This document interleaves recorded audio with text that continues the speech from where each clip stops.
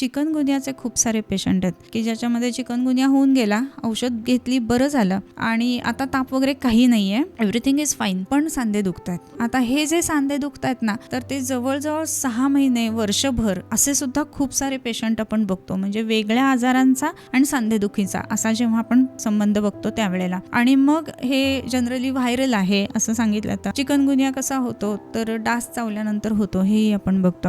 तर आपल्याकडे विशेष करून पुण्यातल्या दवाखान्यामध्ये एक पेशंट आलेली होती. सो तिच्या साधारण वय एक 45च्या आसपास वय होतं तिचं. 6 महिने झालेले होते चिकनगुन्या होऊन आणि 6 महिने तिला त्रास होत आहे सांधेदुखीचा. आणि ह्याच्यामध्ये विशेष करून सकाळी जास्त त्रास असतो. उठताना अक्षरशः तिला हेल्प घ्यायला लागायची, आयदर तिच्या मुलाची, मुलीची किंवा हसबंडची. आयुर्वेदातलं एक वैशिष्ट्य आहे, अगदातली काही वेगळी औषधं सांगितलेत, म्हणजे विषचिकित्सा असं त्याला म्हटलंय.